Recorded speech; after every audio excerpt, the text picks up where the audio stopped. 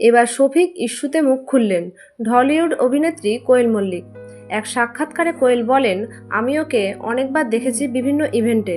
বাইরে থেকে যেমন দেখা যায়, শফিক কিন্তু মোটেও খারাপ ছেলে না। ওর মধ্যে এক ধরনের সরলতা আছে যা সবাই বুঝতে পারে না।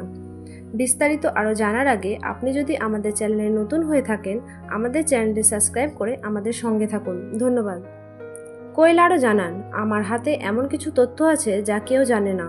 শফিক অনেকবার বিভিন্ন ভালো কাজেও যুক্ত হয়েছে, কিন্তু সেগুলো কেউ দেখে না, কেউ বলেও না। এই মন্তব্য সামনে আসতেই নেট দুনিয়ায় শুরু হয়েছে চাঞ্চল্য। একজন জনপ্রিয় অভিনেত্রীর মুখে এমন প্রশংসা শুনে অনেকের প্রশ্ন করছেন, তাহলে কি সত্যিই শফিককে ফাঁসানো হয়েছে? ছবিতে দেখা গেছে শফিকের দুই ঘনিষ্ঠ বন্ধু জেলের ভেতরে।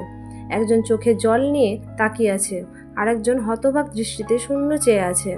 এমন পরিস্থিতিতে কোয়েলের এই বক্তব্য নতুন মোড় আনতে পারে পুরো ঘটনায়। আপনি কি মনে করেন, কোয়েল মল্লিক যা বলছেন তা বিশ্বাসযোগ্য? শফিক কি সত্যিই এতটা ভালো ছিলেন, নাকি এর পেছনে অন্য কিছু আছে?